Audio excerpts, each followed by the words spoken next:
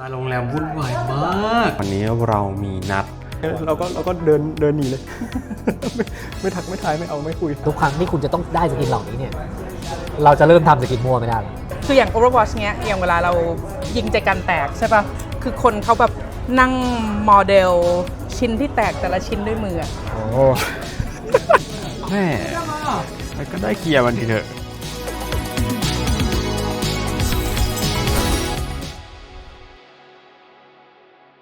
สวัสดีชาวโอวัตไทยแลนด์ทุกคนด้วยนะครับหลายคนอาจจะเห็นคลิป55วินาทีที่ปล่อยออกมานะครับรีบกลับได้เฮ้ยอะไรเทคเป็นอะไรที่ตลกมากนะเอาจริงๆแล้วตอนแรกผมจะไม่รีมาร์กไว้แล้วนะครับว่าแบบเป็นการแสดงหรือแบบเหตุการณ์สมมติแต่ว่า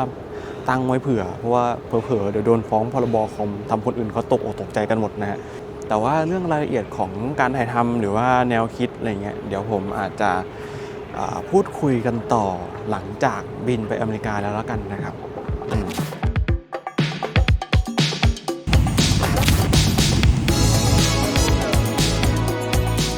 ถึงอเมริกาแล้วทุกคนไปโรงแรมกันดีกว่าแต่ว่ามาเช้าไปโรงแรมเปิดเช็คอินตอน4 โมงเย็นเลยนะทุกคนแต่ไม่รู้จะไปทำอะไรก่อนเลยเนี่ยตอนนี้กี่โมงแล้วเนี่ย11 โมง 13นะครับเดี๋ยวไปหารถกัน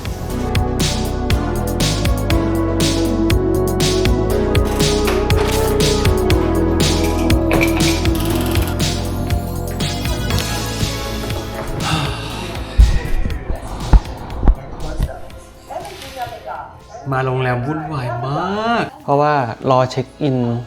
อยู่ประมาณแบบเกือบชั่วโมงมีปัญหาเรื่องบัตรไม่ได้แจ้งบัตรก่อนจะเอามาใช้ต่างประเทศอย่างเงี้ยแล้วพอใช้บัตรปุ๊บบัตรไม่อ่านบ้างไม่นั่นบ้างนู่นนี่จนกระทั่งแบบเอาวะลองสักบัตรนึงโอเคผ่านนะเริ่มต้นมาวันแรกก็เหนื่อยพักผ่อนก่อนวันนี้จ้ะ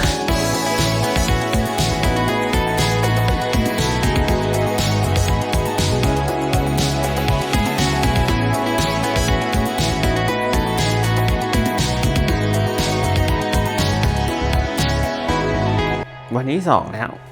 จริงๆวันนี้ก็เป็นวันว่างอยู่นะครับทุกคนแต่ว่าวันนี้เรามีนัดกันนะครับ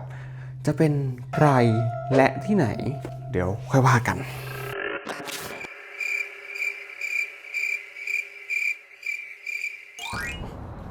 เดี๋ยวเรากำลังจะเดินทางไปวิสาทตอนเย็นนะฮะซึ่งเป็นเวลาเลิกงานของคนที่เรากำลังจะไปเจอนะครับใช้เวลาเดินประมาณ30 นาทีมันเดินสบายจริงนะทุกคนคือมันเดินได้เลยอ่ะแบบคุณไม่จำเป็นต้องนั่งรถ Uber หรืออะไรเลยเพราะว่าเมื่อวานอ่ะไปดูหนังใช่ไหมแล้วแบบนั่ง Uber ถึงแล้วเหรอทั้งที่โอเคเราเช็คตอนกลับดูซิว่ามันเดินได้ไหมก็เดินได้เองว่ะอะไรเงี้ยแบบโอเคเลยไปเดี๋ยวเราไปกันครับดูนะครับดูกันแบบพาผมมาที่ไหนนี่แล้วดูดิโอ้โหไม่มีแสงไม่มีอะไรเลยโคตรเปี่ยวต่ออย่างเราก็มีจักรยานแล้วทุกคนโอเคแต่ว่าไปถึงบริษัทแน่ๆแต่แค่เหี่ยวเหลือเกิน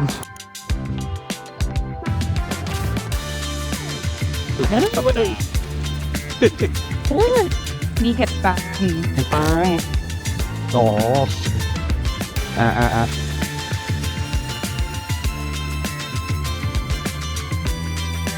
ใช่ก็นี่ก็เป็นพวกaward ที่ต่างๆที่ทางบริษัทได้ของเกมเราถ้าเดินในออฟฟิศนี่มีถ้วยรางวัลที่เขียนว่า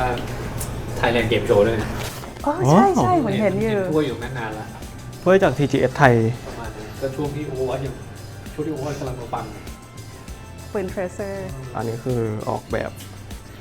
ตอนที่เปิดตัวเลยจากหุ่น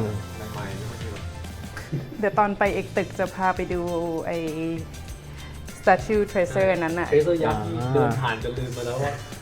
เจ๊กี่ยิง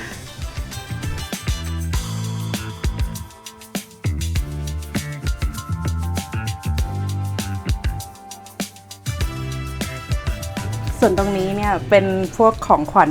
ของที่ทางบริษัทจะให้เวลาที่ทำงานครบ2 ปี5 ปี10 ปี15 20 ฟูดโอเวอร์คอม อยากถ่ายรูปคู่จูโน่ไหมถ่ายให้ จูโน่ใส่เสื้อจูโน่มาด้วย อ๋อ โอ้ย พี่สังเกต มันส้ม ส้มมากฝรั่งทักอ่ะฝรั่งทักแต่ว่าเราไม่ทักเพราะอินโทรเวิร์ตแบบว่าเฮ้ยโบอย่างเงี้ยเราก็เดินหนีเลย ไม่ทักไม่ทายไม่เอาไม่คุยส่วนชุดส้มเชียว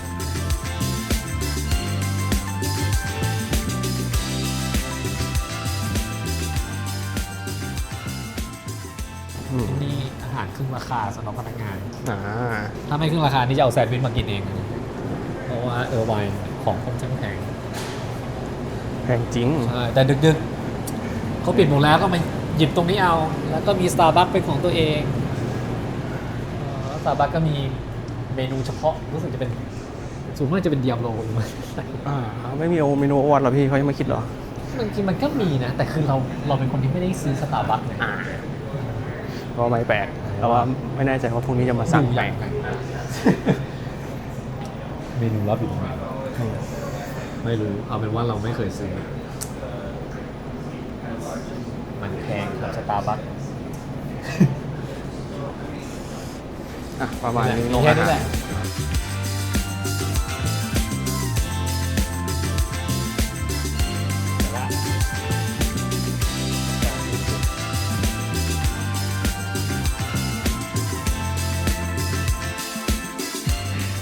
พี่ฟางมองกล้อง Come here. Come here. ไม่มอง อ่านนะ ช่างมัน ทำความรู้จักมนุษย์คนใหม่ ได้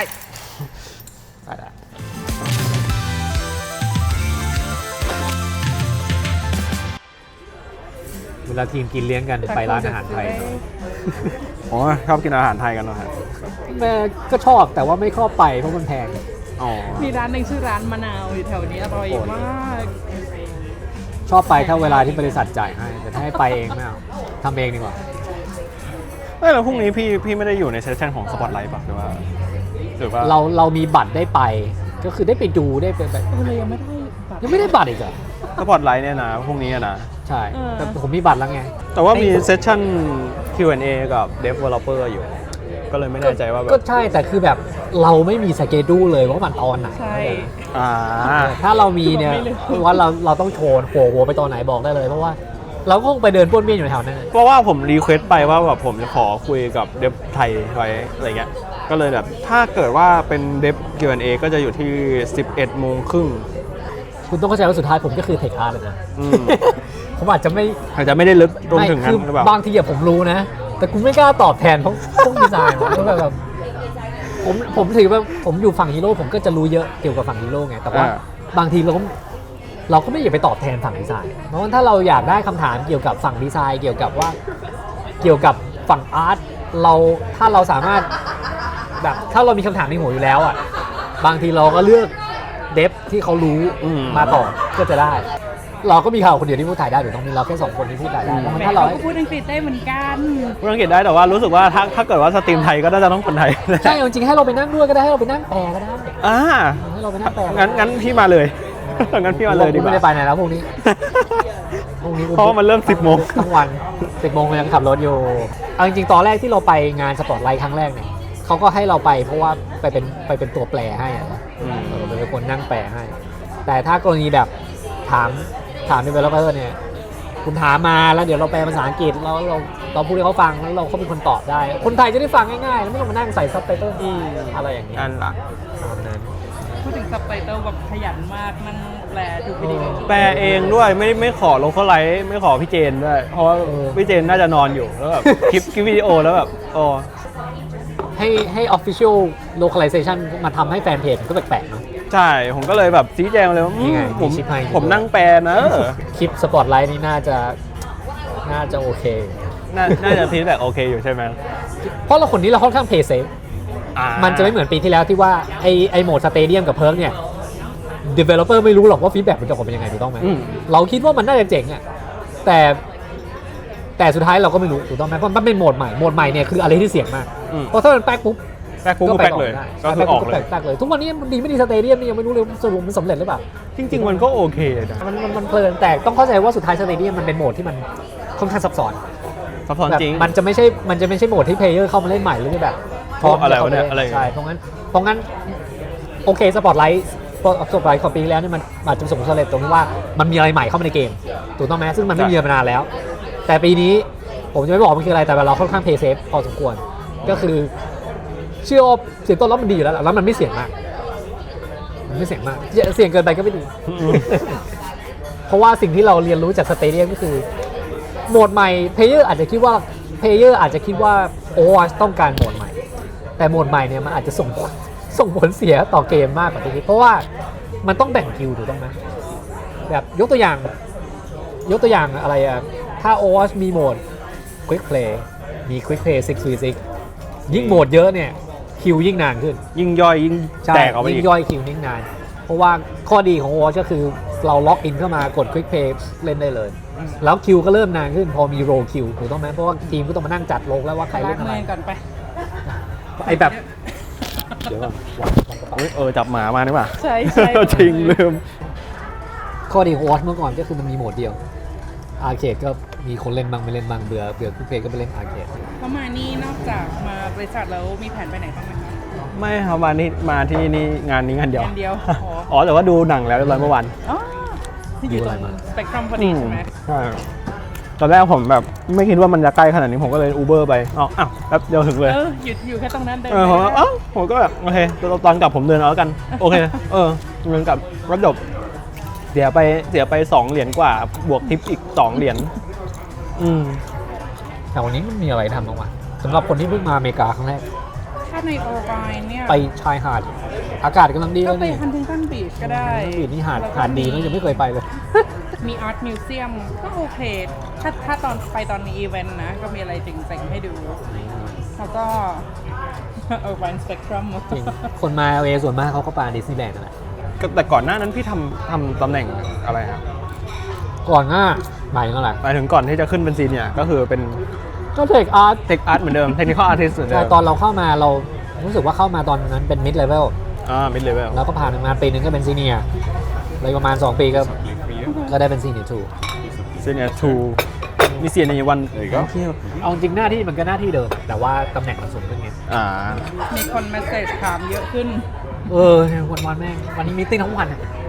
หน้าที่ขอบเขตการทำงานอยู่ทำอะไรบ้างครับ หน้าที่เทคนิคอาร์ติส คือเทคอาร์ตเนี่ยเทคอาร์ตของทีม Overwatch เนี่ยมันแบ่งเป็นประมาณ3 แคตตากรีใช่ไหมฝั่งคาแรคเตอร์ฝั่ง environment กับฝั่ง tool ฝั่ง tool ก็คือฝั่งเครื่องมือฝั่งโปรแกรมอ่ะแบบมันจะมีโปรแกรมที่แบบช่วยอาร์ติสทำงาน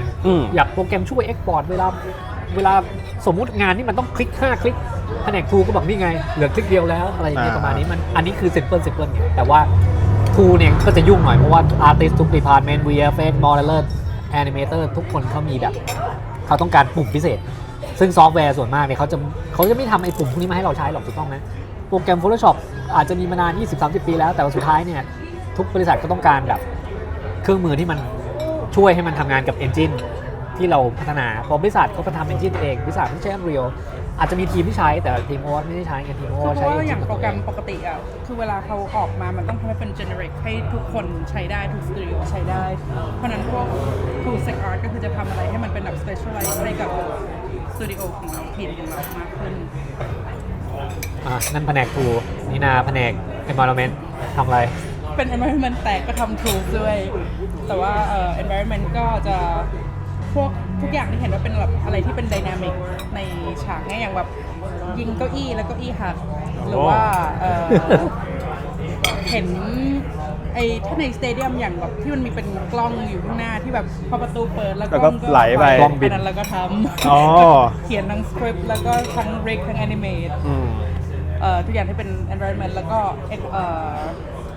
พวก shader กับพวกอะไรนะ performance แบบให้เกมแบบ การแสดงผลแสงสีอะไรอย่างงี้ อะไรอย่างนั้น แล้วคือแบบถ้าสมมติแบบทำให้เกมรันลื่น เล่น ใช่ ไหลลื่นจน เฟรมเรทเท่าไหร่ไม่เท่าไหร่ก็ขึ้นอยู่กับไอ้แผนกนี้ นั่นแหละแล้วคือตอนนี้เหลืออยู่คนเดียว แล้ว คนเดียวเหรอ คุณอย่าลืมนะว่า Overwatch มันสามารถรันบน Nintendo Switch ได้นะ เข้าใจไหม แล้วมีคนถามเลยเมื่อไหร่ Nintendo จะรองรับ ต Nintendo อบ Switch ไม่ได้ 2 ไม่ได้ด้ ต วย อบไม่ได้ คุณต้องเข้าใจว่าผมตอบ yes กูก็มีปัญหา กูตอบ no กูก็เจอปัญหาเหมือนกัน เพราะฉะนั้นคุณจะเจอคำตอบนี้จากคนเยอะมาก ถ้าผมตอบไม่ได้ผมก็จะบอกว่าตอบไม่ได้ ไม่ได้ แต่ว่าอยู่พัฒนาหรือเปล่า หรือไม่พัฒนาไม่รู้ ผม รอ แค่ ดู พูดให้ฟังเฉยๆว่า คุณเข้าใจไหมว่าถ้าการที่เกมมันจะสามารถรันเฟรมเรทดีๆบนสวิตช์ได้เนี่ยมันก็อาจจะไปหน่วงแบบมันก็ต้องลิมิตที่ว่าแพลตฟอร์มอื่นเราจะใส่ของเยอะเราก็ต้องแคร์ Nintendo Switch ด้วย เพราะงั้นแผนกนี้ก็จะ performance ถึงแม้เราจะเรียกมันว่าแผนก environment artist แต่จริงๆก็เป็นแผนกที่ควบคุมเรื่อง performance ด้วยเพราะฝั่ง animator เนี่ยส่วนมากก็ทุกอย่างที่มันขยับทุกอย่างที่ต้องการแบบต้องมี animator animate เราก็จะค่อนข้าง categorize มันเป็น character ใช่ไหมที่มันไม่ใช่เพราะบางอันมันก็ขยับได้แต่ว่าถ้ามันเริ่มขยับเยอะแล้วเริ่มต้องการมี animation แล้วมันก็จะกลายเป็น categorize เป็น character ซึ่งก็จะเป็นฝั่ง character tech art ซึ่งเป็นคนทำคือถ้าเรียบกันนะมันเหมือนเป็น gradient ว่าแผนก tech art มันจะเหมือนกับเป็น engineer กับ artist แต่เราอยู่ตรงกลางถูกต้องไหมถ้าฝั่ง tool ก็จะไปฝั่ง engineer environment ก็จะอยู่ตรงกลางแต่ถ้าไปฝั่ง character มันจะเริ่มเองไปทาง artist เป็นพิเศษบอกตรงว่าผมเขียนโค้ดเป็นหรือเปล่าก็เขียนเป็นแต่มันแบบเป็นง่ายๆมันจะไม่เหมือนนีนาที่จะเริ่มเขียนเก่งขึ้นเพราะว่า responsibility ของฝั่ง environment ก็ยังนูบอยู่ ก็ต้องเขียนโค้ดเยอะ ฝั่ง engineer ก็จะต้องเขียนเก่งถูกต้องไหมนั่นแหละเพราะงั้นฝั่งผมทำสกินทำ dynamic เสื้อผ้าขยับต่างหูกลิ้งได้อะไรอย่างนี้หรือไม่ก็ทำฮีโร่ใหม่ก็คือ rig hero ใหม่ from scratch แต่พวกที่ rig hero ใหม่ก็จะไม่ค่อยเยอะเท่าไหร่ก็จะมีแค่ไม่กี่คนเพราะว่าปีหนึ่งสกิน50-60 ตัวแต่ปีหนึ่งก็จะมีฮีโร่3ตัวถูกต้องไหมเพราะงั้นมันไม่ได้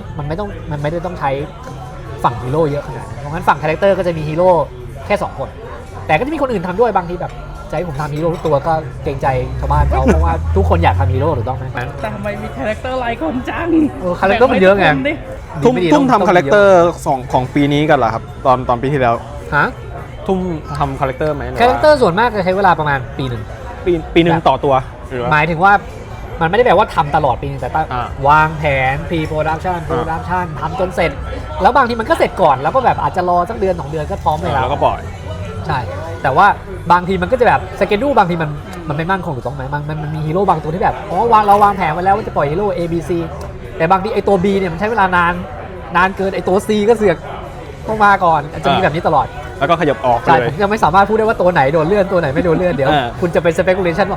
ามันเป็นผู้อย่างนี้นี่เองมันเลยเป็นแบบนี้ไม่ได้พูดไม่ได้แต่เอาเป็นว่ามันมีเกิดขึ้นตลอดเวลาถูกต้องไหม แน่นอน เพราะว่าฮีโร่บางตัวที่อาจจะแบบปกติปีนึงก็อาจจะเหลือสัก8 เดือน แล้วแบบฮีโร่บางตัวมันก็จะแบบยากง่ายไม่เท่ากันไอ้พวกฮีโร่ที่ถือปืนวิ่งไปวิ่งมาเฉยๆก็อาจจะง่ายขึ้นพวกฮีโร่ที่แบบไม่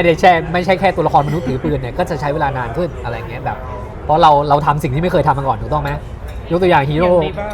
อย่างดีว่านี่คือตัวที่ถือว่ายากมากๆเพราะว่ามันเป็นตัวละคร2 ตัวใน1 ตัว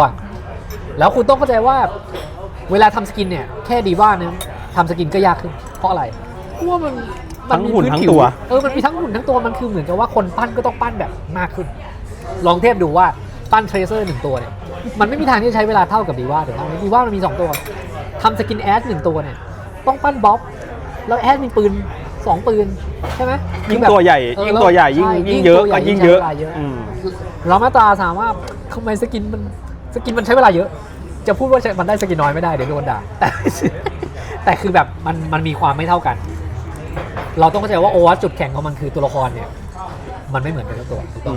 มันเป็นทั้งข้อดีและข้อเสียข้อดีก็คือผมชอบเกมที่มีคาแรคเตอร์ถูกต้องไหมเพราะงั้นโอวัตก็จะดูฉายลายกว่าเพราะทุกตัวละครคอนโทรลไม่เหมือนกันเลยแต่ข้อเสียก็คือเวลาพัฒนาเนี่ยมันก็จะยากเพราะว่ามันไม่มีอะไรแชร์กันได้เลยคุณลองเทียบดูว่าลองเทียบเกมอื่นจะยกตัวอย่างชื่อเกมก็ไม่ได้แต่เกมอื่นเนี่ยมันจะมีตัวละครที่แบบเป็นมนุษย์proportion สัดส่วนพอๆกันแม้จะหน้าตาไม่เหมือนกันแต่ทุกตัวละครสามารถถืออาวุธชนิดเดียวกันได้ถูกต้องไหมซึ่งเกมพวกนี้เนี่ยข้อดีคืออะไรแอนิเมชันสามารถแชร์กันได้เดินท่าเดียวกันทั้งเกมแบบเดินท่าเดียวกันหมดเลยต่างกันอย่างเดียวคือเวลาใช้ Ultimate หรือใช้ ability ประจำตัวก็จะมี ability แบบก็จะมี animation ประจำตัวแต่ Overwatch เราไม่แชร์แม้แต่ก็เป็นจุดด้อยตรงที่ว่ามันใช้เวลาพัฒนาเยอะ animation เราต้อง animate ใหม่หมดถูกต้องไหมถ้าวิ่งไม่มีวิ่งเหมือนกันสักตัวไปดูได้เลยริกไม่มีริกแชร์แม้กันนะคาแรคเตอร์ต้องต่างกันในการมันต่างกันหมดเกมส่วนมากจะเริ่มมาแบบนี้หมดก็คือจะมีประมาณ2ริก นี่มี 40 ตัวเลข ใช่แล้วอันนี้40ตัว40ลิกแล้วแต่ละตัวแม่งเสือกเรียกพวกได้ แบสเชนมีนกก็ต้องลิกกับตัวเองลามาทามี2ฟอร์มแอชมีบ๊อบแบบอะไรอย่างเงี้ยทุกตัวเป็นริกของตัวเองหมดเพราะงั้นการพัฒนาซีนก็ใช้เวลามากขึ้นถูกต้องไหมแต่ข้อเสียคือถ้าเราซื้อสกิน1ตัวแต่เราก็ถ้าเราไม่ใช้ตัวละครตัวนั้นเราก็จะใช้สกินนั้นไม่ได้เพราะงั้นข้อดีของเกมที่ทำสกินปืนก็คือไม่ว่าเราจะเล่นตัวอะไรเราก็ใช้สกินได้แต่อาจจะราคาเท่ากัน อะไรอย่างนี้ถูกต้องไหม ทีนี้ตัวบันเดิลสกินหรือการจะทำสกินคอลแลบเลยต่างๆเนี่ยใครเป็นคนตัดสินใจครับ ผมว่าแล้วต้องถามคำถามนี้แน่นอน แน่นอนว่ามันต้องมีคนถามคำถามนี้แล้วผมก็มีคำถามนี้ใครเป็นคนตัดสินใจว่าตัวไหนจะต้องเข้ามาอยู่ในบันเดิลหรือตัวไหนเป็นทีมนั้นเป็นทีมนี้ ขอโทษทีตอบไม่ได้เพราะถ้าตอบเดี๋ยวกูก็โดนฆ่าแต่คือสิ่งที่ผมตอบได้คือ แบบขอตำแหน่งก็ไม่ได้ ไม่ได้ โอเค เอาจริงมันมากกว่านั้นมันไม่ใช่คนคนเดียวมันเป็นเหมือนกับเราต้องแคร์หลายอย่าง แบบ ถ้าให้ผม แบบเป็น war room ที่เป็น ใช่ คนมา มันไม่ใช่ว่าคนคนเดียวที่บอกว่าคิดโกะไม่ใช่ แต่ จุโน่ ถ้าให้ผมยกตัวอย่างก็คือ เวลาเราทำคอลลาบเนี่ยโดยเฉพาะคอลลาบนะคุณต้องเข้าใจว่าเรามีลูกค้าสองคนก็คือคนที่ซื้อสกินกับเจ้าของ กับเจ้าของ IP ถูกต้องไหม อืม มันไม่ได้แปลว่าเราเลือกเสร็จแล้วเขาจะโอเคนะบางทีตัวละครที่เราเลือกเนี่ยเพราะเรารู้จักเกมเราดีถูกต้องไหมเรารู้ว่าตัวนี้เหมาะมาก แต่เจ้าของ IP เขาอาจจะไม่รู้จักโอวอเขาอาจจะเห็นหน้าตัวละครแล้วแบบ แบบมันใช่เหรอมันเหมาะเหรออะไร มัน เงี้ย ใช่เหรออะไรเงี้ยแล้วเขาไม่แล้วบางทีเขาไม่รู้แล้วบางทีเขาก็อาจจะไม่อยากจะรู้เข้าใจไหมแบบบาง IP เขาอาจจะคอลลาบปีหนึ่งคอลลาบ10 เกมเขาไม่มีเวลามานั่งแบบแคร์ทุกเกมจะแบบแล้วแบบตัวคนที่คุยกับเราก็อาจจะเป็นตำแหน่งแบบตำแหน่งที่คอลลาบกับเกมหลายเกมเขาไม่มีเวลามาเล่นเกมเราหรอกบางทีเขาอาจจะสนใจผมไม่ได้บอกว่ามันเป็นเรื่องแบบอันนี้คือผมเดานะแต่ผมก็พูดให้ฟังเฉยๆว่าเราต้องนึกในมุมมองของทีมพัฒนาว่าเราก็ต้องเอาใจเจ้าของ IP ด้วยแล้วถามว่าเราเอาใจเขาได้ในรูปแบบไหนบ้างเราก็ต้องเอาใจเขาด้วยในเรื่องยอดขายด้วยถูกต้องไหมถ้าเขาทำคอลลาบแล้วมันขายไม่ออกเขาจะทำทำไมถูกต้องไหมเราก็ต้องขายออกเพราะงั้นเราก็ต้องบาลานซ์ว่าบันเดิลเนี้ยมันต้องมีตัวละครที่ขายออกแน่นอน ถ้าเกิดว่าไม่ได้เป็นคอลแลบเป็นแบบว่าปกติเลย ก็ หรือว่า เกี่ยว แพทเทิร์นพาร์ทอะไร ก็ เงี้ย เกี่ยวคุณต้องเข้าใจว่าโอวอตตอนเป็นฟรีทูเพย์เนี่ย อ่ะ มันไม่เหมือนกันแล้วทุกสกินคือ20 เหรียญถูกต้องไหมในขณะที่โอวอตตอนที่เป็นบ็อกซ์เกมที่แบบคุณซื้อแล้วซื้อเลย ราคาเท่านี้เปิดมา คุณ ปุ๊บ เปิดกล่องคุณจะได้อะไรอุ๊ยมันทุกอย่างคือของฟรีถูกต้องไหม อืม เพราะงั้นแม้ว่าคุณจะได้ตัวละครที่คุณอาจจะรู้สึกว่ามันไม่ได้ป๊อปปูล่ามากแต่มันก็คือ legendary skin ของตัวละครตัวนั้นแล้วเราได้มาเราไม่ได้เสียเงินอะไรเรารู้สึกดี อืม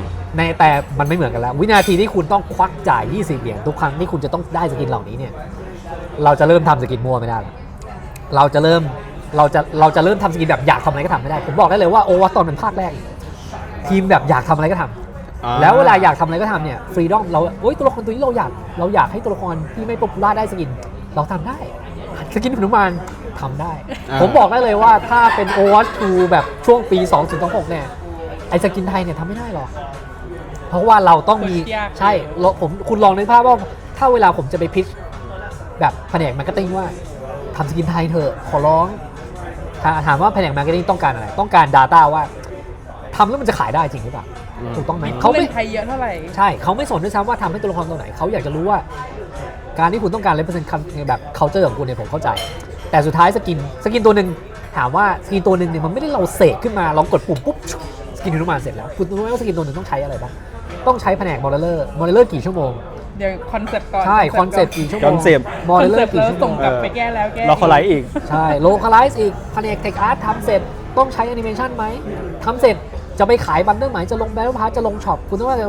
การใส่แบทเทิลพาสเนี่ยมันก็จะต้องดูในภาพรวมว่ามันแบทเทิลพา ว่า ส มันไปได้ไหม การใส่ช็อปเนี่ยก็ยากขึ้นสกินที่ใส่ช็อปสังเกตมันจะเริ่มเป็นสกินที่เราค่อนข้างจะมั่นใจว่ามันขายได้ถูกต้องไหมกูพูดมากเลยนะแต่เอาเป็นว่า คุณต้องเข้าใจว่าการที่เราจะพิชเรื่องพวกนี้เนี่ยเราต้องคิดเรื่องพวกนี้คุณลองนึกภาพว่าในฐานะตำแหน่งโปรดิวเซอร์เนี่ยการที่เราจะเสียเวลาประมาณ20 ชั่วโมงของบุคลากรทีมนี้ไปกับสกินที่เรารู้ว่ามันขายไม่ออกมันคือการเสียเวลาเป็นอย่างมากผมรู้ตัวผมอยากได้สกินมวยไทยโอ้ยสุดยอดคนไทยชอบแล้วเรามี Data ไหมว่าคนไทยเนี่ยจะซื้อเรามี Data ไหมว่าไอ้สกินหนุมานเกนจิ ซึ่งกูไม่เคยเปลี่ยนตั้งแต่สกินนี้ออกกูไม่เคยเปลี่ยนเลยใส่มันทั้งชีวิตละหรือเมอร์ซี่กินนารีเนี่ยสรุปมันขายออกหรือเปล่าผมก็ไม่รู้แต่แผนกมาร์เก็ตติ้งรู้เขามี Data ทั้งหมดเขามีแยกเลยว่าสกินไหนมีแฟกเตอร์อะไรทำให้ขายได้เพราะงั้นทุกอย่างมันอยู่ในแฟกเตอร์หมดนี่นานเลยแต่จ้องตากันแล้วว่าผมหยุดพูดได้แล้วอันนี้ผมเชื่อว่ายังพูดได้เพราะผมตอบคร่าวๆอันนี้เป็นผมบอกให้คุณคิดในมุมมองของทีมพัฒนาเข้าใจ กินอันนี้ซะเพราะว่า เริ่มจะเย็นแล้ว เริ่มจะเย็นแล้ว โอเคครับมาฝั่งที่พี่นิน่าบ้างครับของ environmental artist ทำอะไรบ้างครับ environment tech artist ครับ ก็คือส่วนใหญ่ที่ทำเนี่ยก็คือเป็นทุกอย่างที่เป็นอะไร dynamic ทุกอย่างในเกมที่เป็นส่วนของฉากหลังเนี่ยโหมันดูแบบเฮ้ยอันนี้เราว่าต้องกินกันก่อนหายร้อน จริง เชิญเลยครับโอ้โหร้อน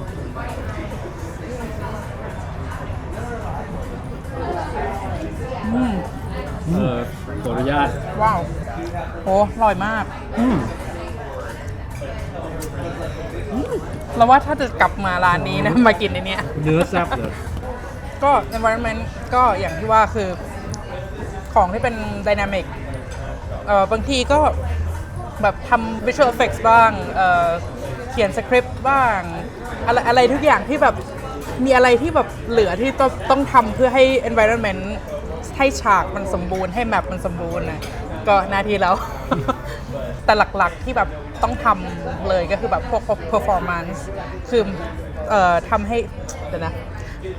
ไม่ได้พูดไทยมานานแล้วอะแล้วอินภาษาไทยคืออะไร มาพูดทางการแบบเป็นวิชาการแล้วรู้สึกกับ ให้เกมมันเล่นได้แบบ60 fps เงี้ยไม่แหลกภาพลื่นไม่แหลกภาพลื่นประมาณนั้นใช่เพราะว่าวิดีโอเกมไม่ใช่ว่าเราจะใส่อะไรก็ใส่ทุกอย่างที่เราใส่ไปเนี่ยมันจะไปกินเกมเพลย์หมดขนาดของพวกตัวละครเงี้ยยังบางทีเห็นแบบเฮ้ยมันแพงเกินมาบลีฟเมสเซจกันเลยนี้แบบตัวละครแต่ละตัวก็แพงไม่เท่ากันใช่ไหมเพราะงั้นเราก็ต้องมานั่งคิดว่าในโหมดที่มันมีตัวละครไอตัวแพงเนี่ย6ตัวเนี่ยมันยังรันได้อยู่หรือเปล่าถูกต้องถ้าไม่ได้ก็ environment ก็ต้องแก้ใช่ทีนี้แผนงานของตัว 2026 เนี่ยครับที่ทำกันมาเนี่ยมีอะไรที่รู้สึกว่านี่แหละกิมมิคเด็ดเดี๋ยวพรุ่งนี้รู้เดี๋ยวพรุ่งนี้กูตอบไม่ได้ก่อนกูตายแน่ที่จริงตื่นเต้นอยากให้ได้เห็นมากแบบพรุ่งนี้เอางี้งานหนักไหมเอางี้ดีกว่างานหนักไหมในแผนปีหนักขึ้นแน่นอนคือจำได้ว่าแบบอย่างตอนที่เราเพิ่งเข้ามาทำงานใหม่ๆเงี้ยอย่างบางทีมันจะมีเป็นช่วงที่แบบเหมือนระหว่างรอ map in development แบบพวก 3D modeler กำลังแบบปั้นฉากอยู่อะไรอย่างงี้ใช่ป่ะแล้วก็โอเคถ้างั้นเนี่ยก็จะใช้เวลาอาทิตย์นี้ดู tutorial หรือแบบเขียนเครื่องมือทำนู่นทำนี่อะไรที่แบบคิดว่าทำให้แบบชีวิตการทำงานดีขึ้นง่ายขึ้นใช่ป่ะแต่ตอนนี้นี่คือแบบเอา hands on deck กับทุกคนแบบทำงานมันไม่มีเวลาว่างแล้วแบบสมมุติยกตัวอย่างเมื่อประมาณ2 ปีที่แล้วผมว่าสเปรย์เอพิฟูปีแรก15 อันปีต่อมาผมว่าสเปรย์เอพิฟูประมาณ10 อันเริ่มจะน้อยลงเรื่อยๆเพราะว่ามันไม่ใช่ว่าผมไม่อยากทำแต่มันไม่มีเวลาแล้วเพราะว่าคุณต้องเข้าใจว่างานหลักของมันคืองานเทคอาร์ตมันไม่ใช่งานวาดสเปรย์ไอ้วาดสเปรย์ดีไม่ดีจะทำไม่ได้แล้วเพราะว่างานมันเยอะแต่มันก็ไม่ได้แปลว่าผมทำงานเกิน8 ชั่วโมงแต่สุดท้ายผมก็มาทำงานเวลาประมาณเดิมคือมันหนักขึ้นแต่ว่าถ้าพูดตรงมันก็ไม่ได้หนักมันไม่ได้หนักแบบถ้าเทียบกับวงการอื่นยกตัวอย่างวงการหนังเนี่ยคุณรู้ใจว่าทำไมวงการหนังมันถึงครันหนักเพราะอะไรเพราะว่ามันมีเวลาชิปที่ชัดเจนเขาจองโรงหนังไว้แล้วว่าต้องรอบฉายปีนี้ถ้ามันไม่เสร็จตอนนั้นมันระเนระนาดกันหมดเลยครับในขณะที่เกมเนี่ยยกตัวอย่างจะพูดถึงเกมอีกไม่ได้แต่ว่ายกตัวอย่างเวลาเกมมันจะออกเนี่ยมันยังสามารถเลื่อนได้แบบขออาทิตย์นึงดีเลย์สักเดือนนึงเวลาเกมดีเลย์เนี่ยมันไม่ได้เป็นกระทบกันสิ่งที่กระทบก็คือกระทบเกมนั้นเกมเดียวว่าออกช่วงไหนมันจะได้ engagement สูงที่สุดในขณะที่หนังเนี่ยถ้าดิสนีย์ไม่ได้ออกช่วงคริสต์มาสนะโอ้ตายลาเลนาหน้าเลยใช่ไหมเพราะงั้นหนังเนี่ยมันจะคันแรงนั่นแหละแล้วก็แต่แผนกที่มันอยู่ท้ายๆก็อาจจะงานหนักหน่อยเพราะยิ่งแผนกที่อยู่ข้างหน้ามันใช้เวลานานเกินแผนกหลังๆยกตัวอย่างแอนิเมชั่นวีเอฟเอ็กซ์หรือเพอร์ฟอร์แมนซ์ที่มาโดนทีหลังก็อาจจะโดนเยอะหน่อย อย่างยกตัวอย่างแผนกคอนเซ็ปต์ที่เขาทำช่วงแรกๆช่วงปลายๆเขาก็อาจจะไม่ได้หนักมากแล้วก็อาจจะไปทำคอนเทนต์อื่นสำหรับปีหน้า เราชอบอย่างหนึ่งที่แมเนเจอร์เราบอกเหมือนแบบสอนเรามาที่ว่าการทำไลฟ์เซอร์วิสแบบเนี้ยมันไม่ใช่เป็นสปรินต์คือแบบไม่ใช่แบบวิ่งแข่งที่แบบ100 เมตรอะไรอย่างงี้แต่เป็นแบบมาราธอน โอ้โห คือคนนั้นต้องแบบเพส ไป ตัว เรื่ เอ อย ง ๆ อย่าให้เบิร์นเอาท์ในวันนี้เพราะงั้นคือเราตั้งใจกับตัวเองไว้มากว่าแบบทุกอาทิตย์นะเสาร์อาทิตย์คือนอกจากจะแบบทำงานบ้านทำอาหารอะไรอย่างงี้ใช่ปะเสิร์ฟต้องแบบออกไปเดินเขาเดินป่าทุกอาทิตย์เพื่อที่จะได้แบบผ่อนคลายกับหมา ผ่อ อะไร น อย่าง ค งี้ ลายอินสปิเร ใช่ ชั่นนู่นนี่นั่น คือแบบเพราะงั้นคือแบบพยายามมากว่าสุดสัปดาห์เนี้ยไม่ทำงาน ผมว่าสิ่งที่สำคัญที่สุดเลยนะคืองานมันสนุก จริง ยอมรับเลยว่าเทียบกับงานอื่นที่เคยทำมานะ งานนี้มันไม่ได้หนักมากนะ มันหนักกำลังดี แต่ข้อดีเลยคืองานมันสนุกได้ทำเกมแล้วมันเป็นเกมที่ผมชอบที่สุดผมยอมรับเลยว่า แม้ว่าโอวัตอาจจะไม่ได้ดังเหมือนเมื่อตอนออกมาแต่สุดท้ายผมก็ต้องยอมรับว่าผมชอบเกมนี้มากแล้วผมยังเล่นมันอยู่ ผมเคยทำงานบริษัทเกมแล้วเป็นเกมที่ผมไม่ได้ชอบแน่มันทรมานมาก จริง เวลาใช้ play test นี่แทบจะเอนจิเนียร์แทบจะต้องบังคับให้เราเล่น เอาแบบทำแบบนั้นแล้วมันมีความสุขไหมก็ไม่แบบพูดชื่อไม่ได้ แต่เป็นบริษัทเกม ชื่อดังระดับโลกเลยนะ แบบทำมาแล้วก็แบบเฉยๆไม่อยาก play test เลย เวลาเอนจิเนียร์มาขอก็ play test ให้แบบตื่นเช้ามาไม่อยากไปเลยแต่ลาก็ไม่ได้เพราะเป็นคอนแทคลาก็ไม่ได้เงินอะไรเงี้ยพอมาทำงานบริษัท ไม่ออกแล้วว่าที่ไหน พอมาทำงานบริษัทปุ๊บนะแบบแค่ play test ก็สนุกแล้วอยาก play test อะแบบเวลาไม่ play test เลยคือเขาจอยไม่ได้เพราะว่างานมันเยอะเข้าใจไหมแต่เวลามี play test ซึ่งมีตลอดเวลาเข้าใจไหมทุกฮีโร่ใหม่แมปใหม่โหมดใหม่บางทีแค่เปลี่ยนโค้ดนิดหน่อยมันต้อง play test ใหม่หมดอะไรเงี้ยผมนี่เป็นแบบขาประจำเลยดีไม่ดีนะถ้ามันมีสถิติว่าใคร play test เยอะที่สุดคือว่ากู1 ใน 5 อยู่กันพวก QA ใช่ประมาณนั้นแต่ถ้าตอนนี้นะให้คิดว่าจะออกไปทำที่ไหนดี ถ้าสมมติวันหนึ่งผมเบื่อโอ้ขึ้นมาบอกตรงนี้ไม่หรอกไอ้เรื่องงานสนุกไอ้เรื่องเกมสนุกเนี่ยเกมสนุกไม่สนุกในเรื่องหนึ่งแต่ตำแหน่งเทคอาร์ตเนี่ยคุณต้องเข้าใจว่ามันไม่ได้แปลว่าตำแหน่งเทคอาร์ตมันจะสนุกเสมอไปตำแหน่งเทคอาร์ตเป็นตำแหน่งที่ว่าแล้วแต่เกมบางเกมที่แบบสมมุติเป็นเกมที่แบบ Open World มี NPC เยอะๆเทคอาร์ตงานอาจจะไม่ค่อยสนุกเท่าไหร่เพราะว่า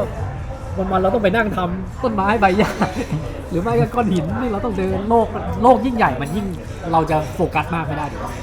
ยังไงแมปโอวัตเนี่ยมันเป็นแมปเล็กๆถูกต้องไหมเราก็จะโฟกัสให้มันสวยได้ทุกมุมเกมที่พื้นที่ใหญ่มากเราก็จะสวยทุกมุมไม่ได้คะแนนมันไม่เห็นด้วย มีความคิดเห็นแย้งไง มันที่จริงอย่างตอนที่ทำ Halo Infinite เนี่ยคือแบบพูดได้เนี่ย ทุกคนแบบทำแบบดูทุกมุมจริงๆนะคือแบบenvironment artist เนี่ยมานั่งแบบ mass painting แบบทำให้แบบ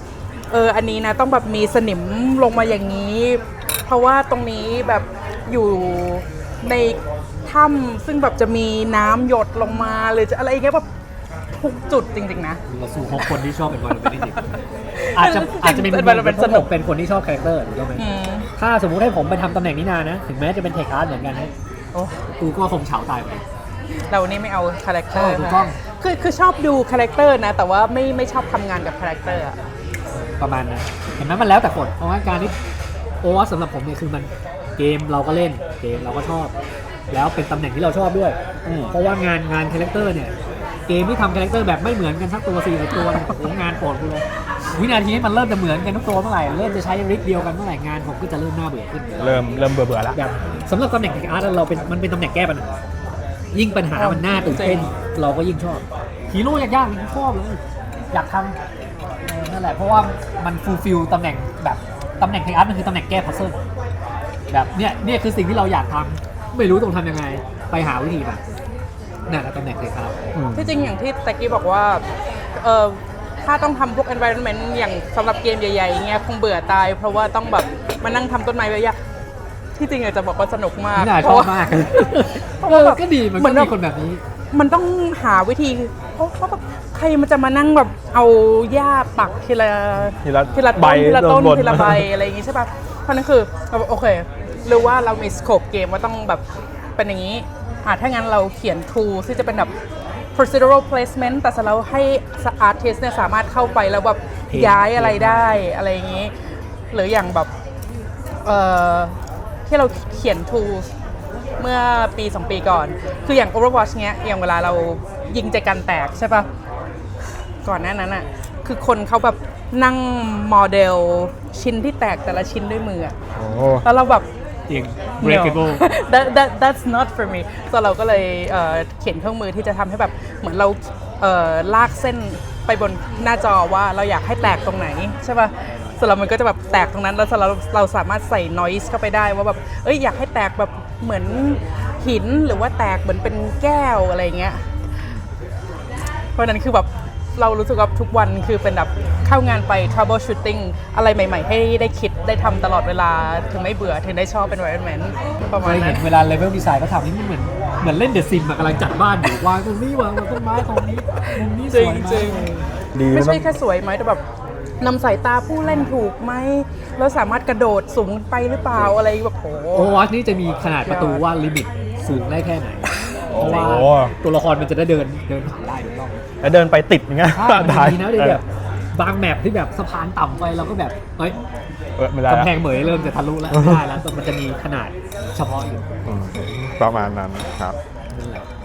แค่ได้เป็นอาร์ติสต์มีงานมีการทำอยู่ได้เนี่ยก็ดีแล้วแล้วได้ทำงานเกมสนุกด้วยนะบอกตรงว่า อยู่ไปนานมันจะสนุกอยู่ ฟังแล้วสนุกสุดๆไปเลยแหละ ไม่แต่คุณต้องเข้าใจว่างานสายเรามันเสี่ยงมาก มันไม่ใช่ทุกคนที่จะมีงานประจำนะ จริง คุณแบบคุณอาจจะเห็นแบบผมกับนินาทำอย่างนี้ได้นะแต่ถ้าลองนึกภาพว่าเด็กอาร์ติสต์จบมารุ่นหนึ่งเนี่ยได้งานกี่เปอร์เซ็นต์เนี่ยถึง 10หรือเปล่า จะไปหาประสบการณ์จากไหนอะไรอย่างเงี้ยบ้างวะพื้นที่น้อยมาก แล้วอยู่อเมริกาเราต้องผ่านเรื่องวีซ่าผ่านเรื่องอะไร อืม การจะจ้างคนที่ถือวีซ่าเนี่ยมันง่ายผมบอกได้เลยว่ามันเหมือนกับเราเป็นตัวเลือกสุดท้ายอ่ะเพราะงั้นเราต้อง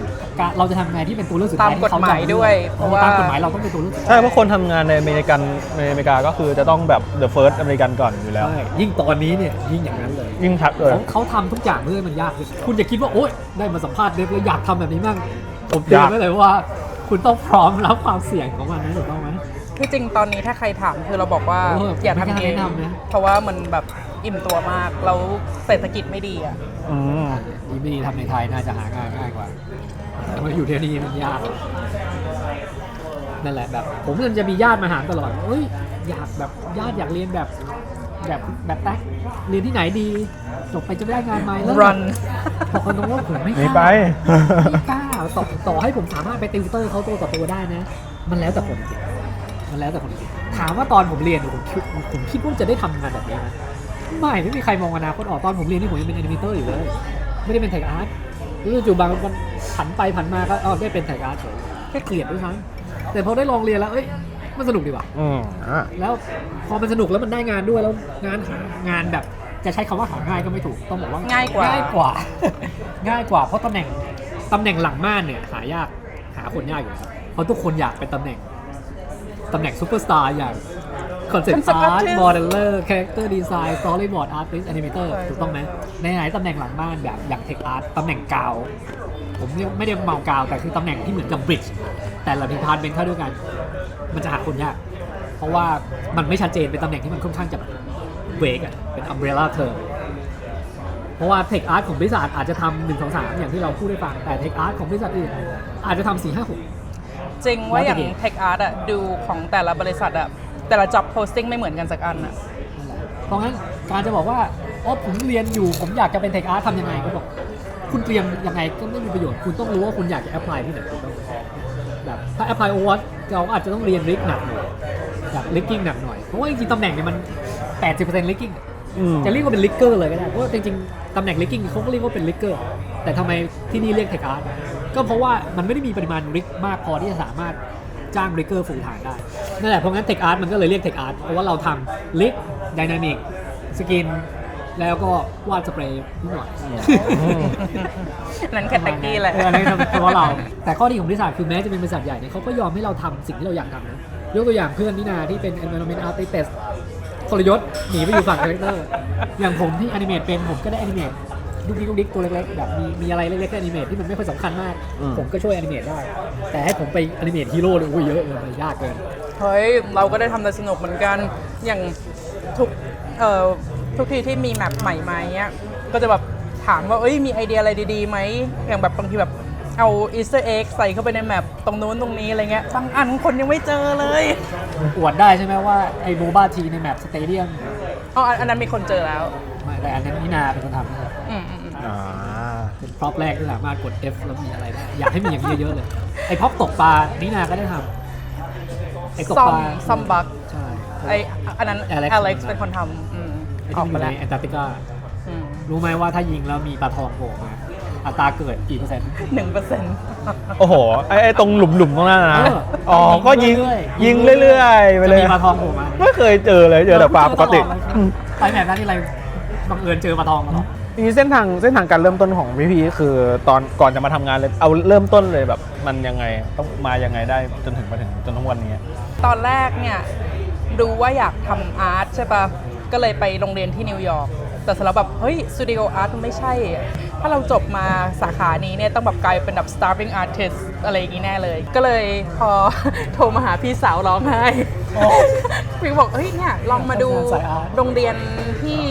ในซีแอตเทิลสิมีอยู่ 2-3 อันน่าพาไปดูเขาก็เลยพาไปดู Art Institute of Seattle พี่เคยเป็นคนพาไป แล้วก็ไปดู Digipen พอเห็นดิจิเพนแล้วแบบเฮ้ย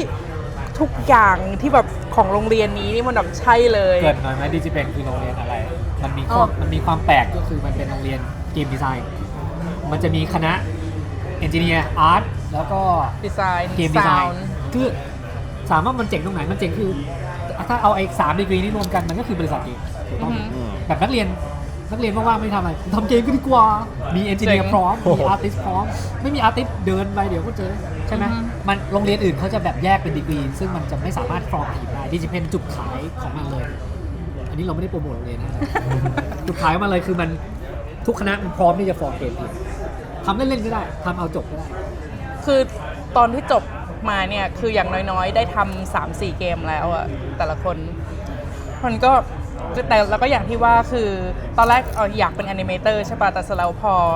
ไป career fair แล้วเห็นแบบไม่มีคนเอาอะไรที่เป็นอาร์ตเลย ตอนแรกก็เลยแบบเห็นมีคนเอา VFX เยอะ ก็เลยลองดูแบบซึ่ง ตอนสมัยเราเนี่ยไม่มีคลาส Visual Effects ด้วยก็ขอครูทำแบบเป็น self study ก็เราสำหรับแบบเฮ้ยก็เลยได้เริ่มเรียนรู้หลาย ๆ อย่างทั้ง Visual Effects ทั้ง Tech Art ทั้งเขียนเครื่องมือเขียนอะไรก็เลยแบบจบมา บางที ก็ นี่ VFX เขาถือเป็นเทคอาร์ต ใช่ก็เลยเข้าสายนี้เราแบบชอบเพราะแบบเหมือนอย่างที่บอกคือแต่ละวันแบบมาทำงานแบบมีปัญหาอะไรที่ต้องแก้ที่แบบไม่เหมือนกันสักวันสนุกประมาณนั้น ก็คือ experience ที่เก็บมา ใช่ตะเกียบ ของฝั่งพี่แท็กครับ ต้องบอกว่าเราก็วาดรูปมันทั้งชีวิตเนี่ยนะวาดรูปมันตั้งแต่เกิดอะ อ่า อย่างนั้นเลยแล้วก็แบบแต่ไม่เคยคิดจะทำงานสายนี้เลยนะ เพราะว่ารู้ว่าไม่น่าจะรอด รู้ว่าไม่น่าจะมีเงินแล้วเวลาไปพูดให้เด็กอายุ 11 ขวบไปพูดให้เด็กอายุ 11 ขวบฟังว่าโตมามึงจะไม่มีตังค์เวลาบอกเด็กว่าโตไปคุณจะไม่มีเงินอะไรเด็กมันก็กลัวเราก็ไม่อยากทำแต่สุดท้ายมันคือความชอบเราใช่ไหมเราก็ทำมาทั้งชีวิตเลย อืม จนกระทั่งตอนมันม.5 ม.6 รู้ตัวว่าสงสัยจะไปสายวิทย์ไม่รอดว่ะตอนผมอยู่ห้องคิงนะเลขนี่ผมเก่งที่สุดในคณะเก่งที่สุดในรุ่นเลยนะแต่วิชาเคมีชีวะเนี่ยกูแทบจะบวยอะคือแบบเก่งฟิสิกส์เก่งเลขแต่เคมีชีวะบวยที่บ้านเปิดพี่ก็ใช่ที่บ้านเป็นเภสัชกรแล้วแบบเจ๊ผมไปเรียนเภสัชแล้วเคมีชีวะผมบวยผมจะไปเรียนได้ไง ไปไม่รอดแน่นอน ตรงมันข้ามเราฟิสิกส์ไม่ได้เล จ ย ริงนั่นแหละแล้วแบบตอนนั้นก็คือทำไงดีวะแม่ก็เลยบอกโอเค คือพ่อแม่เราต้องยอมรับว่าเขาก็ให้โอกาสเราใช่ไหมเขาเห็นเราวาดรูปในชีวิตเขารู้ว่าเราชอบงานสายนี้แบบชมรมคราฟต์ชมรมอะไรผมจอยมาตลอดใช่ไหมเขาก็เลยบอกโอเคงั้นลองดูให้ก็ได้สมัยนั้นเนี่ยในไทยมันมีให้เรียนไม่เยอะไงมีกันตนาซึ่งก็ไม่รู้ยังเปิดอยู่หรือเปล่าแล้วก็มีตอนนั้นน้อยมากตอนนั้นมีก้านกล้วยแค่นั้นแหละ โอ้ เขาก็เลยแบบไหนๆก็มาเรียนสายนี้แล้วก็ลองดูแบบเส้นทางนอกประเทศบ้างบ้านผมก็ชนชั้นกลางเข้าใจไหมว่าการที่ไปเรียนต่างประเทศนี่มันเหมือนกับเราทุ่มมรดกพ่อผมบอกเลยคือทุ่มมรดก ทุ่มเงินทุกอย่างที่มีในบ้าน ถ้ามึงไม่รอด คือจ ไม่ บ ต้องกลับมาแล้ว ไม่ต้องถ้าไม่รอดมึงหาทางเอาตัวรอดเองพ่อผมพูดอย่างนี้เลยนะแล้วตอนผมมาอเมริกาเนี่ยตอนนั้นก็ดูหลายที่อยู่ในยุโรปก็มีอยู่ในญี่ปุ่นก็มีแต่ดิจิเป็นมันน่าสนใจนะว่ามันอยู่ในทำเลที่มันแบบ มันค่อนข้างเฟรนลี่วอชิงตัน Nintendo มีทั้ง Xbox ในวอชิงตันมันค่อนข้างเฟรนลี่มันจะไม่ฮาร์ดคอร์เหมือนกับนิวยอร์กหรือแคลิฟอร์เนีย Thank you so much นั่นแหละก็มาดิจิเพนแล้วเรียนไปเรียนมาเราเป็นคนที่ชอบลองหลายอย่างมากแบบตอนนั้นมันว้าวไปหมดเรียนอะไรก็ว้าวแอนิเมชันก็ว้าวมอเดลลิ่งก็ว้าวแล้วพอได้ลองทุกอย่างเนี่ยเราก็เริ่มค้นตัวเองเจอใช่ไหมว่าเราชอบทำอะไรผมชอบวาดรูปผมชอบอนิเมะผมทำหมดอยู่บ้านนี่ผมไม่มีจ็อบไตเติ้ลนะกูก็เป็นดิจิทัลอาร์ติสต์คนหนึ่งกูทำทุกอย่างวาดรูปบนกระดาษก็วาดแต่สุดท้ายพอจบมาเนี่ยก็เริ่มรู้ว่าสิ่งที่เราชอบจริงๆเนี่ยคือคาแรคเตอร์ไม่สนใจว่าเป็นขั้นตอนไหนผมชอบคาแรคเตอร์หมดแต่ตอนหางานเนี่ยแบบตอนนั้นงานแรกผมเนี่ยอยู่ Nintendo เป็นตำแหน่ง Generalist Artist ก็คือทำทุกอย่างแต่อย่าถามนะว่าทำอะไรที่ Nintendo ลงลึกเลยเดี๋ยวมันจะไม่สวยงามใช่ไหมแต่สิ่งที่สวยที่สุดของบริษัทนั้นคือคำว่า Nintendo ใช่ไหมแล้วก็เรซูเม่สวยแต่บอกต้อง จะบอกว่า แต่เนื้องานคือ แต่เนื้องานคือบอกว่า คือไม่ได้เลย โอ้ยตายแล้วกูอยากจะเลิกมากเลยแบบตื่นมาไม่อยากมาทำงานนั่นแหละเอาเป็นว่าข้อดีของมันคือเรซูเม่มันสวยแล้วเราได้ทำหลายอย่างแล้วเขาก็ชอบคนที่ทำได้หลายอย่างเพราะว่าผมเป็นคนที่โมเดลคาแรคเตอร์ได้วาดคาแรคเตอร์ได้แอนิเมตคาแรคเตอร์ได้ลิสต์คาแรคเตอร์ได้กูทำได้หมดขอแค่เป็นคาแรคเตอร์ขอแค่มันไม่ใช่กล่องไม่ใช่ฉากอะไรผมเป็นคนที่ดูต้นไม้แล้วแบบมันต้องมีตามันต้องมีขาอะไรเงี้ยมันถึงจะเป็นคาแรคเตอร์ถูกต้องไหมแล้วพอทำ Nintendo อยู่ปีนึงก็อยากเป็นแอนิเมเตอร์ใช่ไหมก็พยายามสมัครตำแหน่งแอนิเมเตอร์แล้วก็ได้ไปอยู่บริษัท VR ถามว่าข้อดีของบริษัท VR คืออะไรช่วงนั้นมันเป็นช่วง VR บูมถูกต้องไหม Virtual Reality VR มันเป็นสิ่งใหม่เพราะงั้นเราทุกคนต้องแก้ปัญหาสิ่งใหม่คือไม่มีใครรู้ว่ามันต้องทำยังไงทุกคนต้องแก้ปัญหาแล้วถามว่าสิ่งที่เราเรียนรู้จากการแก้ปัญหาคือมันเหมือนการเตรียมตัวเราให้กลายเป็นเทคอาร์ตรู้ตัวอีกทีก็กลายเป็นเทคอาร์ต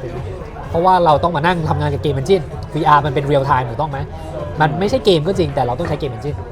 ทำไปทำมาใช้เกมเอนจินเป็นทำมาลิกเป็นทำมาไอ้ส่วนที่มันเป็นเทคเนี่ยเราทำเป็นเพราะเราต้องเรียนรู้มันไม่งั้นเราก็ทำ VR ไม่ได้รู้ตัวอีกทีพอสมัครบริษัทปุ๊บตำแหน่งอะไรวะเทคอาร์ตไม่เคยได้ยินลองอ่านดูว่าทำอะไรบ้างเฮ้ยเราทำได้ดีกว่าก็เลยลองเพราะว่าผมไม่เคยสนใจจะไปสมัครบริษัทเลยนะบอกกันตรงว่าผมมาเยี่ยมเลดมอนแล้วแบบรู้สึกว่าทำเลแปลกๆรู้สึกมันเหมือนเลดมอนมันเงียบเกินก็เลยไม่อยากมาแต่สุดท้ายก็พอลองอ่านแล้วก็น่าสนใจดีแล้วอยู่แมกโนพุส คือสมัครบริษัทครั้งแรกก็ได้เลย ไม่เคยสมัคร Oh my god นั่นแต่ถือตำแหน่งมันตรงเป๊ะเลยไงตำแหน่งมันตรงเป๊ะเลยแบบอ่านรู้เลยว่า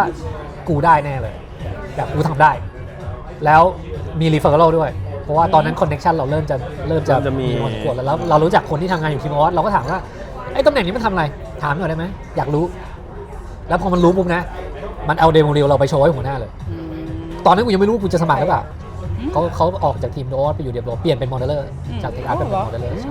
นั่นแหละแล้วเขาก็ตอนนี้ยังไม่รู้เลยว่าจะสมัครหรือเปล่าตอนแรกจะไม่สมัครด้วยซ้ำแต่ด้วยความที่เขาเอาเดโมเรลเราไปโชว์แล้วอ่ะเราก็เลยแบบอุ๊ยตอนนี้กูต้องตีสีหน้าว่าอยากเข้าแล้วแล้วปรากฏจริงๆตอนสมัครเนี่ยผมจะไม่เอาด้วยซ้ำเพราะเขาบอกว่าตำแหน่งนี้ทำสกินอย่างเดียวไม่ได้ทำฮีโร่ผมก็เลยบอกว่างั้นกูไม่ทำผมบอกไปตามตรงเลยนะว่าไม่อยากทำถ้าจะให้ผมเลือกตำแหน่งนี้เนี่ยผมต้องได้ทำฮีโร่ถ้ามาทำโอเวอร์แล้วไม่ได้ทำฮีโร่นี่งานทำไมแล้วสุดท้ายการที่ผมปฏิเสธไปเนี่ยเขาก็บอกว่าโอเคกูเปิดให้มึงแล้วเขาก็เปิดตำแหน่งเพื่อให้เข้ามาทำฮีโร่ก็เลยทุกวันนี้ก็เลยได้มาทำโอเวอร์นั่นแหละแต่ผมเล่นโอเวอร์มาตลอดเลยตั้งแต่เกมมันเปิดนี่กูไม่ได้เลิกเลยมีครั้งหนึ่งอันอินสตอลไปเพราะกูเล่นเยอะเกินแล้วช่วงนั้นต้องปั่นพอร์ตต้องปั่นอะไรกูเลยอันอินสตอลแม่งเลยยังอยากทำงานบริษัทเกมอยู่ไหมได้ยินรู้สึกไม่ค่อยแล้วกลับมาแล้วทุกคน นะฮะก็ได้เรียนรู้มุมมองจาก developer ทั้งสองแล้วเรียบร้อยนะฮะเราก็ได้ไปคุยกับเดฟก่อนเลยก่อนที่จะไปเจอวันงานและคลิปโดนลักพาตัวไปแล้วมันเป็นคลิปสั้นสไตล์แบบสกรีนไลฟ์นะก็เป็นคนชอบดูหนัง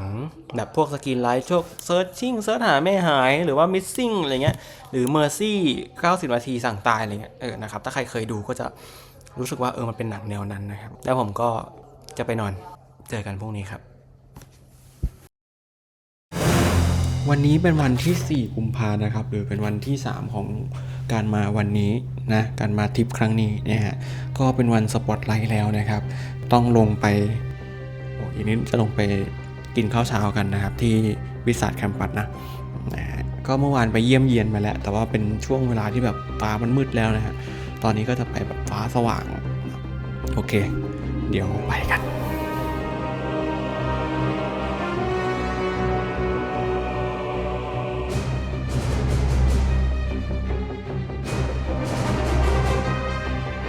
นี่สตรีมของเราแต่ว่าก่อนจะสตรีมต้องเป็นเรื่องต่อเนื่องกันเจ็บคอ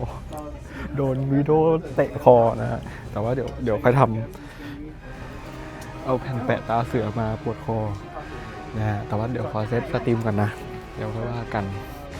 ถ้าจะมายึดทารอนของพวกแกไงแล้วมันจะทำไมเลยก็เลยแบบว่าสู้กันกับดูฟิตเปี้ยงปังเปี้ยงปังสุดท้ายเสียอำนาจให้กับเวเนต้าแล้วเรียบร้อยสำหรับดูฟิตนะครับไม่รู้ว่าชะตากรรมของดูฟิตจะเกิดอะไรขึ้นหลังจากนี้ก็ต้องรอมาติดตามกันมี10ฮีโร่ที่รอเรียงรายกันอยู่ตลอดทั้งปีนี้นะครับซึ่งเปิดเผยมาแล้วทั้งหมด5ตัวมีมิสุกิมีเจ็ตแพ็กแคทอันลัดเอมเล่และเธอชื่ออะไรนะโดมิน่า5ตัวที่เหลือรอลุ้นกันระหว่างทางว่าตัวไหนจะมาและเรายังรออยู่คือ BlizzCon 2026 จะเปิดเผยเป็นตัวอะไรก็ต้องรอดูอันนี้คือหน้าตาใหม่สำหรับคนที่ใช้ภาษาไทยนะครับอาจจะแบบตกใจว่าเฮ้ยทำไมฟอนต์มันดูแบบเป็นอย่างนั้นวะอะไรเงี้ยก็กำลังแก้กันเฮ้ยก็ค่อนข้างจะดูง่ายเลยเนี่ยดูโอเคขึ้นก็คือมีเพื่อนแบบโชว์ขึ้นมาเป็นลิติทางขวาก็จะเป็นเลือกออกข้างบนโหมดจะเล่นอะไรข้างซ้ายก็จะเป็นย่อยข้างขวาจะเป็นคนที่อยู่ในตีก็ดูง่ายดีก็มีแจ้งเตือนปรับหน้าปรับนี่อะไรอย่างนั้นเดี๋ยวเราเข้าไปดูในเกมกันดีกว่านะครับนี่ครับเดี๋ยวจะมี developer คนไทยมาคุยด้วยนะครับแทงโลก็เป็นโลที่มีคนเล่นน้อยที่สุดถูกต้องไหมเทียบกับซัพพอร์ตในโอเวอร์เป็นโลที่ค่อนข้างป๊อปปูล่าใช่ไหมยิ่งเราขยายโหมดไปมากขึ้นเรื่อยๆเนี่ยคิวมันก็จะนานขึ้นสตรีมเสร็จแล้วนะครับขอบคุณทุกคนที่มาดูมากๆเลยนะแหมทางตานอนหรือคนที่ดูย้อนหลังนะครับก็ขอบคุณมากเลยนะก็เดี๋ยวไปหาข้าวกินก่อนจริงๆก็ยังมีคนเล่นอยู่แหละตรงนี้แต่ว่าหิวข้าวไปกินข้าวเลยดีกว่าออเดอร์ยังไงอะพี่ไม่รู้ว่าผมต้องสั่งอะไรhave some recommend menu we have hamburgers, cheeseburgers, and a double. So the double will have 2 meat and then 2 cheese. Cheeseburger. Cheeseburger, yeah. Did you want any onions? Yes, we have onion. grilled onions or raw onions? ย่างหรือไม่ย่าง Roast onion. Grilled onions, yeah. Did you want any fries today? It's fine. Yes, sir. And then feel free to just grab a drink. Thank you. Same thing, please. คิดถึงรูทเบียร์จังได้กินรูทเบียร์แล้วเรา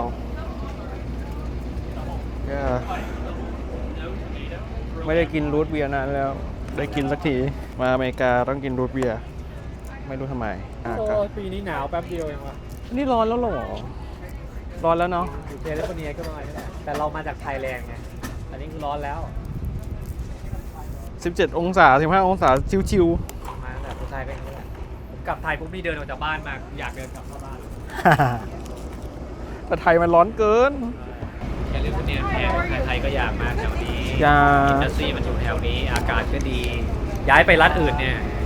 มักจะมีภัยพิบัติ1 2 3ไม่เจอหิมะถล่มเจอทอร์นาโดเจออะไรอย่างนี้ถูกต้องไหมแคลิฟอร์เนียเป็นรัฐที่อย่างมากก็แผ่นดินไหวนิดหน่อยแต่ไม่ใช่แผ่นดินไหวขนาดญี่ปุ่นใช่ไหมแบบอาจจะรู้สึกว่าโอ้แผ่นดินไหวปุ๊บนี่ผมไม่ได้ทำอะไรผมก็นอนอยู่ที่เดิมแล้วอาจจะมีไฟป่าแล้วแค่นั้นเองแต่ถ้าเราไม่ได้อยู่ริมเขามันก็ไม่เจอไฟป่าแถวนี้มันเลยแพงมันไม่มีอะไรเวลากินข้าวต้องลงไปที่โรงอาหารหรือว่าสามารถพกไปกินข้าวบนบริษัทข้าวบนก็ได้จะกินที่โต๊ะก็ได้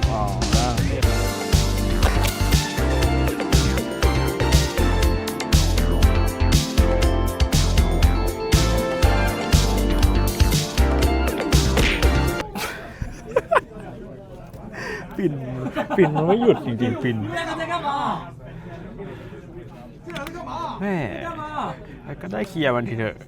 ชอบตัวนี้สุดๆนะแบบมันดูเข้ามือเราสุดละ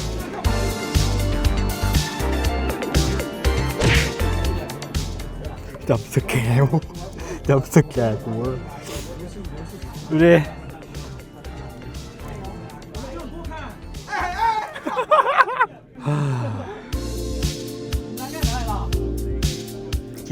ในบรรดา 5 ฮีโร่นะอิซุมิ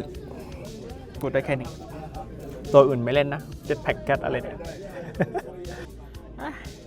จบแล้ว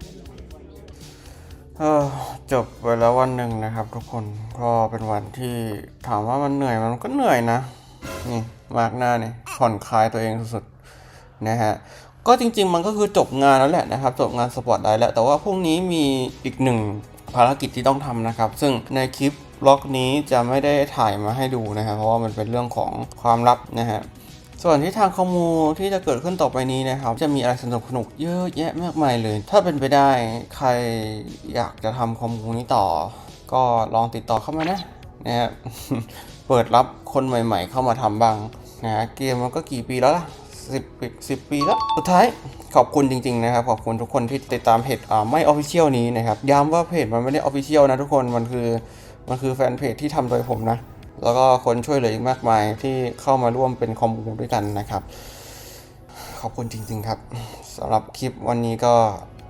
ต้องจบเพียงเท่านี้สำหรับวันนี้ก็บ๊ายบาย